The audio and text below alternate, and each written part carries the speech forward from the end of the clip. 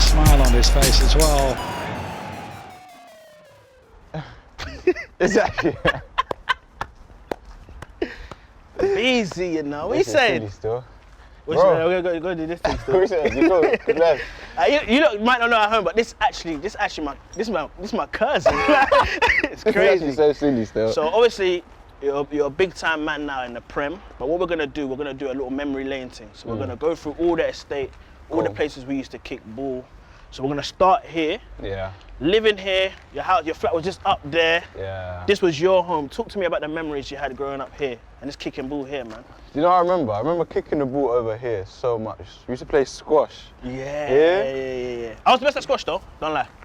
I'm never going to entertain You're a Prem that. now, but I'm don't not lie. going to entertain that. We used to kick the ball over here and we had to go around to HSS. And I don't know why they never gave the ball back. This was terrible. Like the there are barbed wire. balls that must be over there. Like still there. Still there now, G. But for me, the worst ball over was that one there, because the guy who used to let out his pit bulls. Oh my So you could get it easier there, but the You were dogs, scared of the dogs. and There's always food down there as well, man. You don't understand that. No, that was terrible. That was worse than theirs, though. But just, would you say that these were the first memories you had kicking ball and like your kind of love and your talent was birthed here?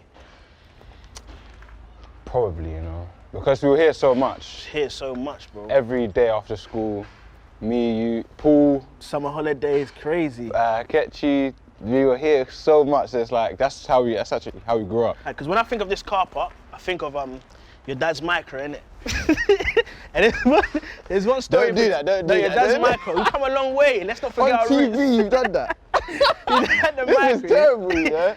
Dad had the micro, yeah, and I think this is when I first thought, yeah, this guy's got something. Because what's the Sunday team you used to play for? Brewing. I don't know why, but you man had so many ballers in Brewing, yeah. Everyone. And do you remember that time we played Charlton? And it was me, Paul, Ketchy, yourself, your dad, and your uncle. And you were sitting where your uncle's in the passenger seat, and you were sitting in like where his feet was. You can't even say that on TV, G. That's how crazy that's how humble it We was. really didn't have it. We didn't have it. And then you went to Charlton, and like you guys beat them, innit? And I was thinking like, yo, Sunday league. this guy is a Sunday league team. And I think from there, that's when it birthed. That's when I knew, okay, this guy has something. But do you feel like back then, early them days, you knew you had something, or was you just playing ball? For me, them times I was playing ball. I realised 14 at Fulham. 14? Yeah. When I was it was Dan Thomas and Kevin Betsy. And they were my managers at Fulham, and as soon as I got there, my confidence level, this was after being released by Arsenal, so I was distraught them times. I was done out. But as soon as I went to Fulham, the love them man showed me, that's when I realised that, bro, I could actually become something, because I felt as if I was a different level then. But who was it, when you was at Arsenal, yeah? Who was in your year that's there now?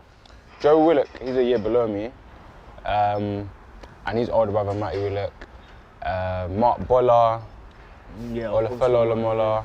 There's quite a few players who are still balling like in different places. That team was crazy as well. Arsenal team was stupid. Ridiculous, every time you used to watch us, it was always smoke central every day.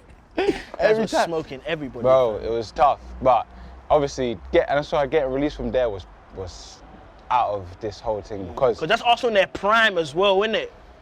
I needed to be there. I needed to be. Crazy. That's why it hurt so much. But it's a blessing in disguise, I guess. One thing you've always been a joyous guy. Your family's always been joyous. But I just remember you and your brother sharing one room. You know what I'm saying? Like, we never really had much growing up, but there was always that thing of like, I'm kicking ball, so that there was always that element of fun. Do you think 100%. being occupied was what it was? I think that took everyone's mind off everything, because obviously you're with your family, you've got people to help you through it as well. It's a complete different outlook on life, man, honestly. Complete different outlook. And now, I'm now starting to realise what we were really going through. At the time, I didn't deep it because I'm just playing football, trying to enjoy myself, not even thinking about the struggles that my parents are going through, asking for boots, asking for this. Only now I'm starting to realise, I can't believe I was asking my mum for boots. That's shocking, crazy, it's shocking.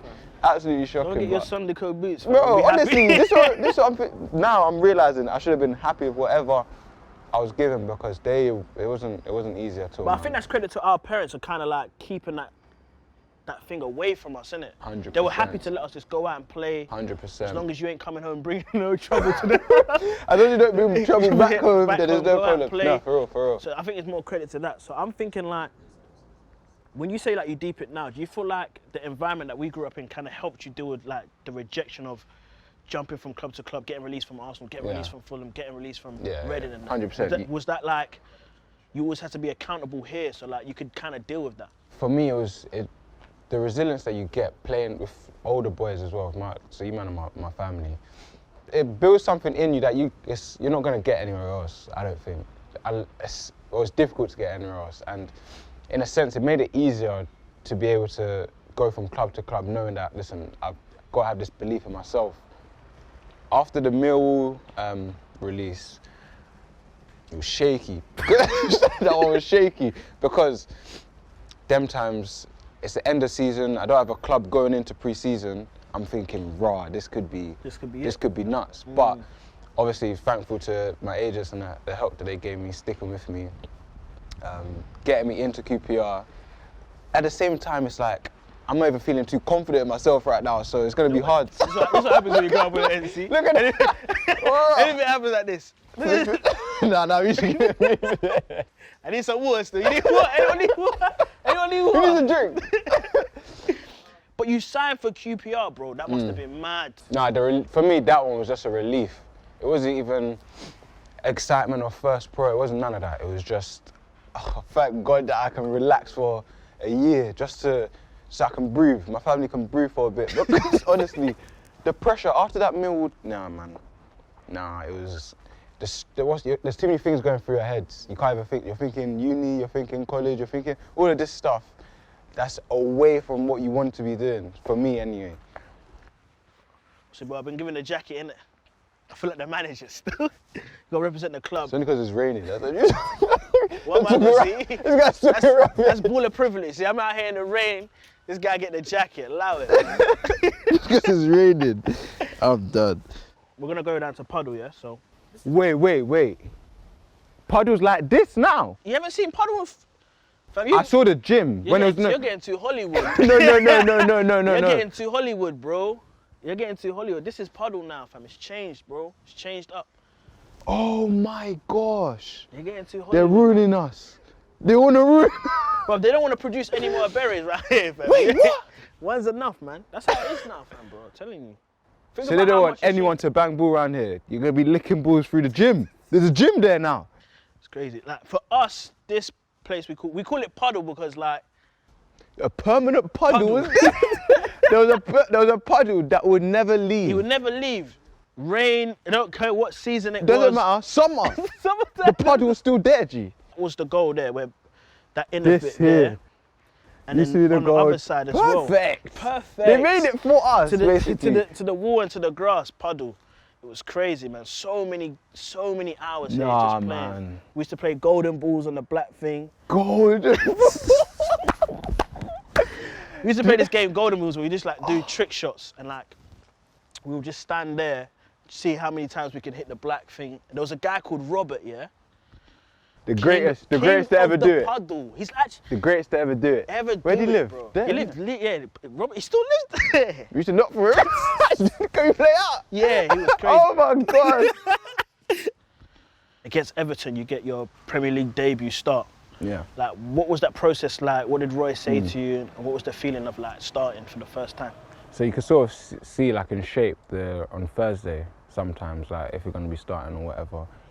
And obviously seeing the shape, I was thinking, I could get this. The opportunity could be here. That could be actually. So there was this excitement that, listen, I can't wait just to get on the pitch and play, be starting in the Premier League. That's what I've been dreaming of, that's what I've been waiting for, and the opportunity is coming. So for me, I was just waiting for it to come. So excited for it to happen. What's the feeling like rubbing shoulders with like the big names? James Rodriguez, we spoke, Bruno Fernandes, Rashford, like, did you feel like that's where you need to be? Yeah, this is where I'm at. This is how I'm seeing it. So these are great players, isn't it? Great players, and obviously after the game, when you see the pictures, and I'm seeing like, right, I've gone from playing here to playing here. It's a different ball game, but my mindset has always been, this is where I should be. Obviously, as I said, you're rubbing shoulders with like some big players, but you got big players at Palace like Zaha, captain, come from similar environments that we come from. What's it like sharing the pitch with him and also like looking to him as like a kind of guideline? Yeah. For me, I was speaking to him the other day, like probably having a serious conversation, and as I was talking to him, I was just realising how alike some of the situations he's gone through, they are to mine. And just as a player, you can see that he's grown in the confidence that he's got in himself. That's not normal. For me, you don't just have that. You have to learn, you have to get that from somewhere. And you can see in the way he plays, his mindset. There's so much that I can take from him because the type of player he is. That's what I want to be. I want to grow to have that confidence and to have that about myself where it's like, it doesn't matter what anyone says, I'm going to do what I want to do. And that's the football that you can tell he enjoys playing. I enjoy playing football, but he looks like he's enjoying. So for me, there's loads to learn from him. He's a cool guy as well. So it's a brilliant opportunity for me, being with him and playing with him. Best of luck to you. Hopefully I'll see you around here. You don't get too Hollywood out here, you get me? You're dumb. Tell your mum I'm coming over later, you get me? No, bro. Thank you, bro. Leave it, bro.